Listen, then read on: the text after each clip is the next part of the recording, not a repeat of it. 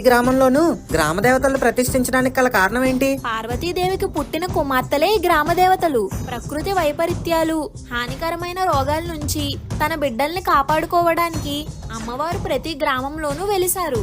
అమ్మవారిని గ్రామాల్లో ప్రతిష్ఠించుకోవడానికి ఇంకొక కారణం కూడా ఉంది.